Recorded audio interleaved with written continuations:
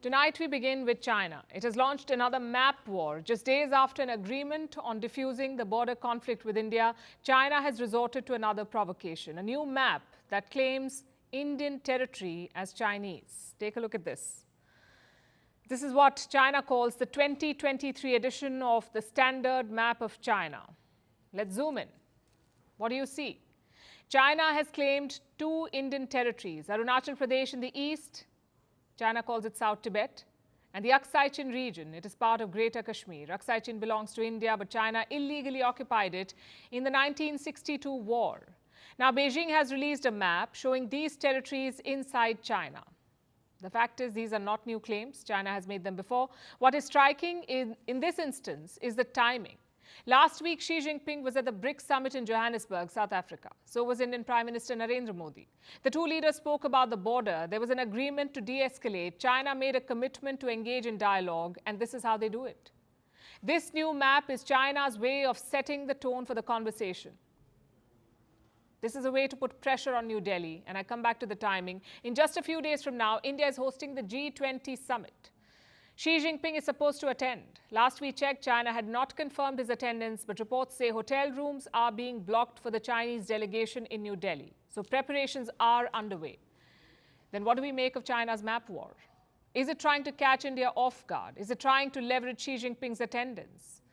Is this their way of securing a favorable deal at the border?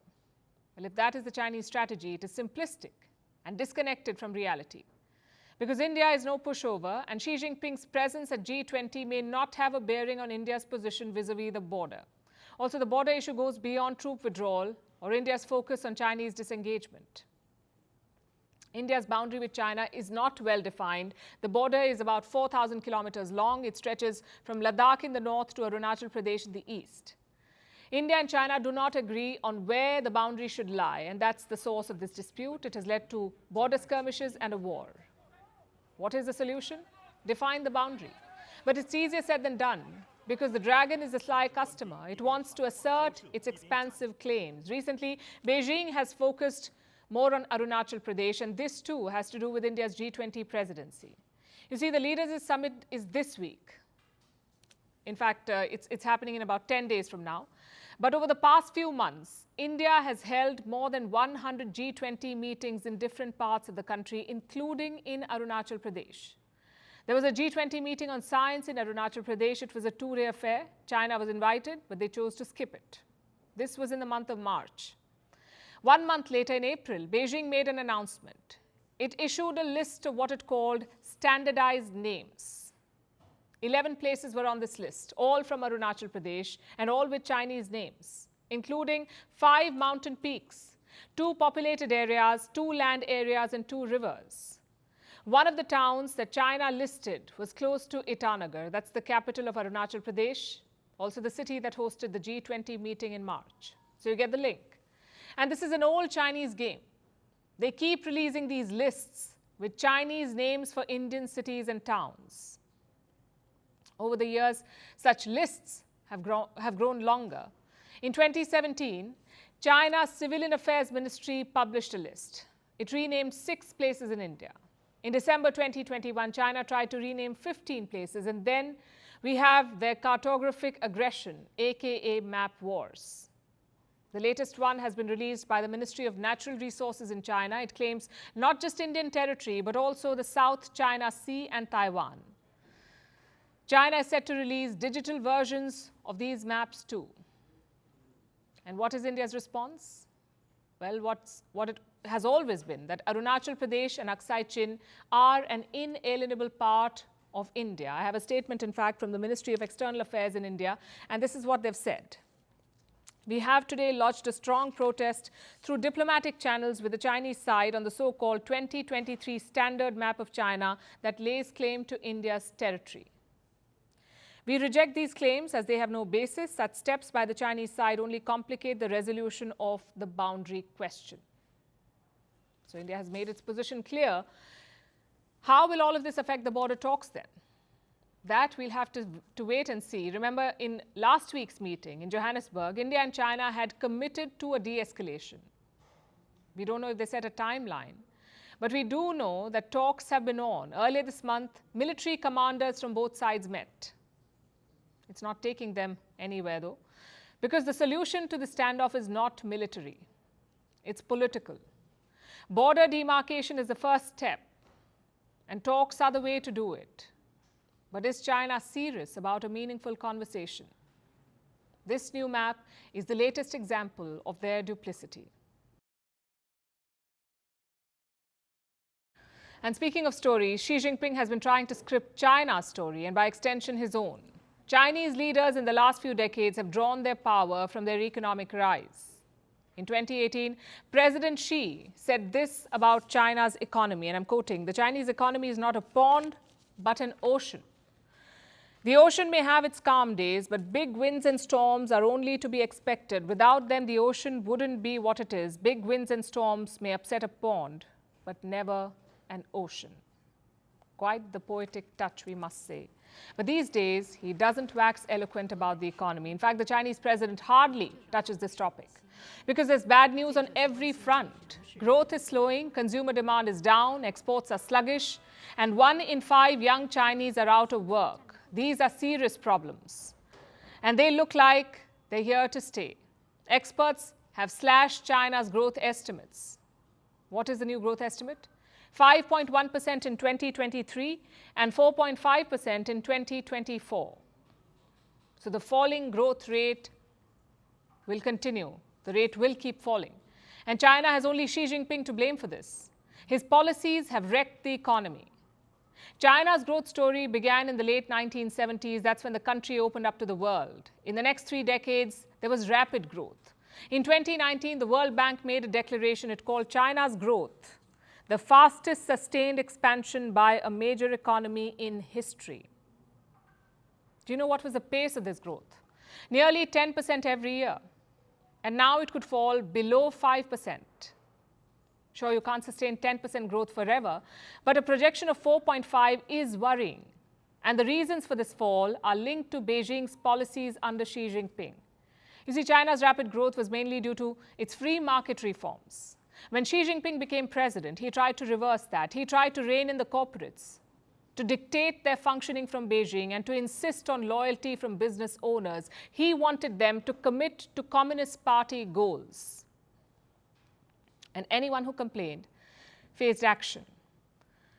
You may remember what happened to Jack Ma. He lost a $35 billion IPO because he criticized Chinese regulators.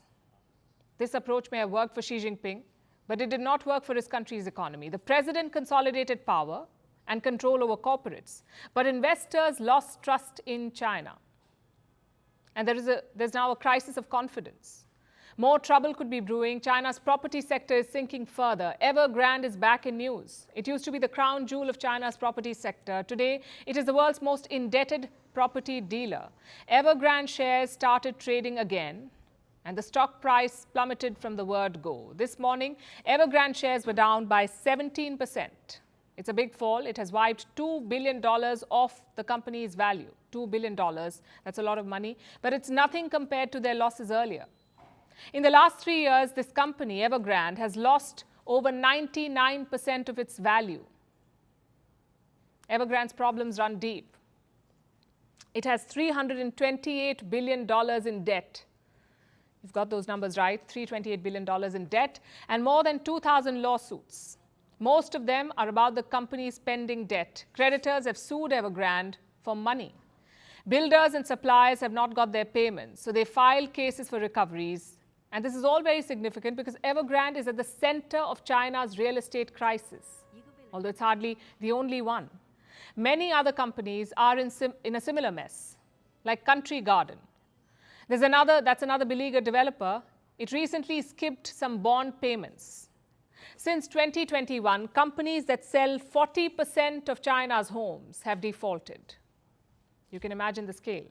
And this has led to a ripple effect. Many contractors have not got their payments. These are small businesses and workers, those who built properties for China's developers. How much money are they owed? A whopping $390 billion. In fact, experts say that's a conservative estimate. The actual number could be much bigger. So you get the idea. The rot runs deep. The Chinese economy heavily depends on real estate. It makes up almost 29% of their growth, the real estate market. Connect these dots, and this is what you get. China's economy needs a reset. It needs more investment, and Beijing needs some breathing room. So it is talking to Washington. The US Commerce Secretary is visiting Beijing. The wolf warriors have been tamed, and the government is singing a completely different tune. Beijing is discussing ways to create a better environment for American businesses in China. Listen to this. I'm willing to work with you to create a good policy environment for cooperation between the business sectors of both countries and to promote the steady and predictable development of bilateral trade and investment, so as to inject new impetus into the global economic recovery. So will China live up to these promises? Given their dire straits, they might. But it will take more than statements to reassure investors. They want continuity in policy making.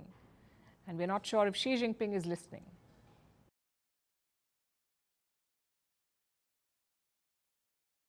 The great G20 mystery has been solved. Vladimir Putin will not be attending the leaders' summit.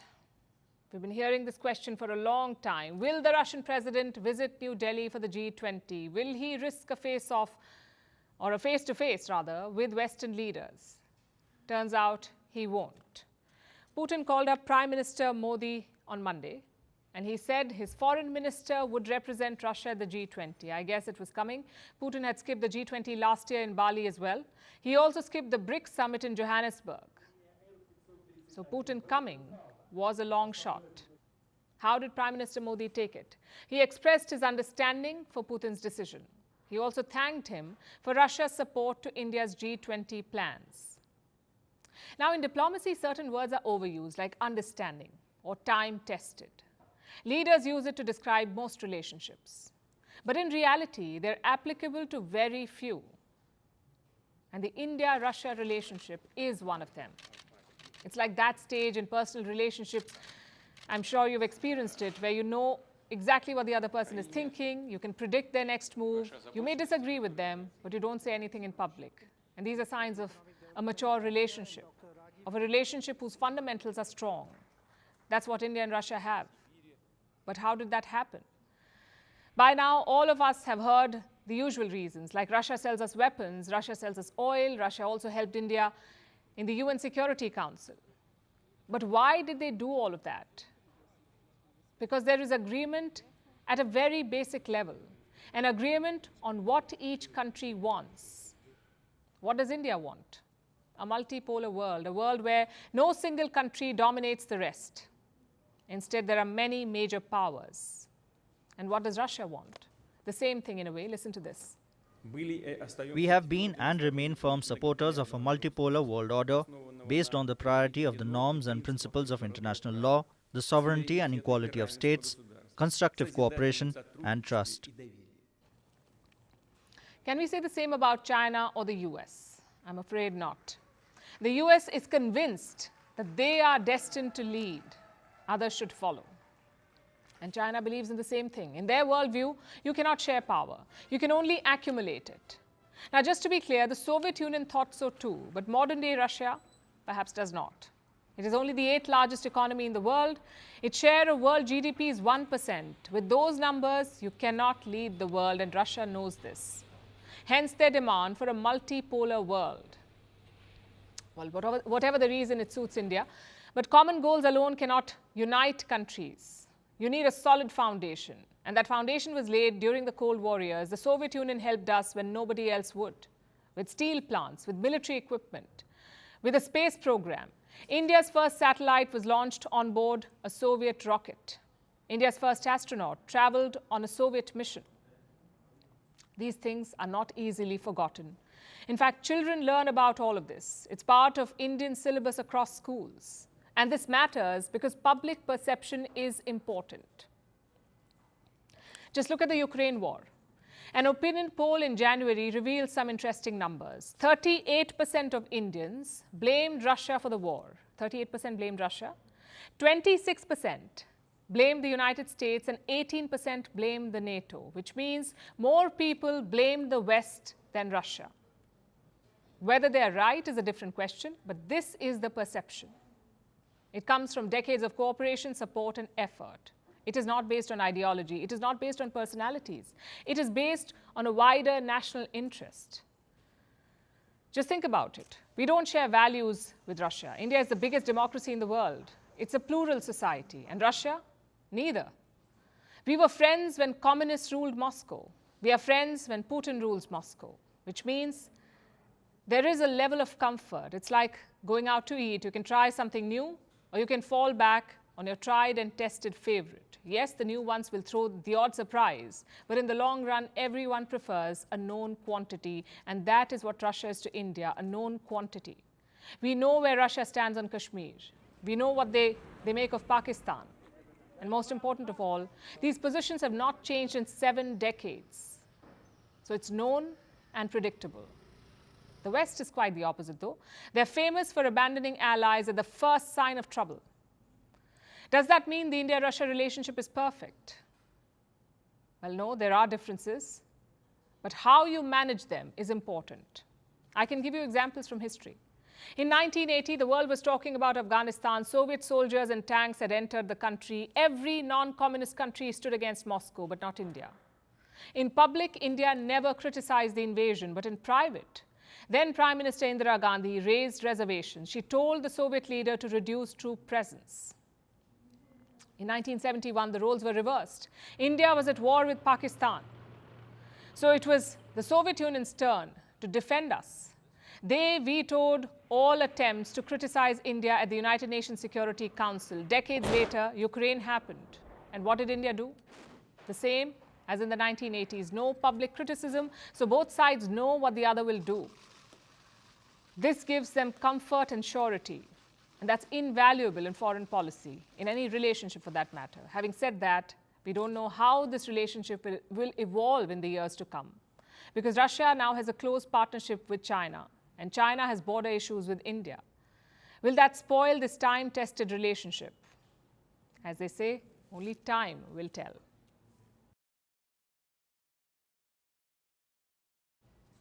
The bigger, the better. And I'm not talking about the worm anymore. It's true for most things in life and politics. Bigger factories, great. Bigger planes, great. But what about a bigger population? Well, that depends. It depends on the quality of that big population. That is a message for India from ratings agency Moody's. They have published a new report. It talks about India's demographic challenges. Let me quote from what they've said. The availability and scale of labor inputs alone will not drive better fiscal outcomes. Other conditions such as strong education and quality infrastructure are also key to reaping the benefits. That's what Moody's is saying, and it's not saying anything new. Population has always been linked to economic growth. A young and skilled population pushes the economy up. An old and unskilled one pulls it down. It's either a demographic dividend or a demographic bomb. So which one is India? Honestly, it could be too early to say, but this warning has come at the right time for India. This year, we surpassed China as the most populous country in the world. Our population is 1.4 billion, and most of them are young.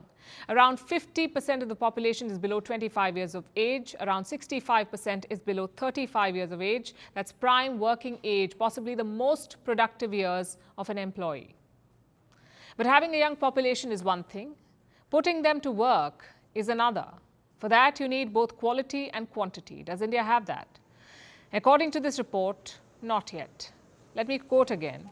There remains a considerable gap in the quality of education between Pakistan, Bangladesh, and India, compared with China and other peers in Southeast Asia, which contributes to labor force participation imbalances.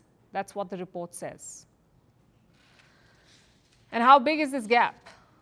Reports say India's elementary school education is 20 years behind China. That is a big gap. India's literacy rate is around 74%. China is at 97%. And this gap persists across all levels of education, elementary, high school, and colleges. And the comparison with China is important. It's the only country that matches India in demography. Also, both had a similar starting point, the late 1940s. But there is a key difference. China's population has already peaked. The highest point was in 2022. From now on, China's population is expected to shrink. It is aging and leaving the workforce. India's case is the opposite. We did not have draconian one-child policy, so India's population will have to peak organically. And when will that happen? By 2064, according to the United Nations.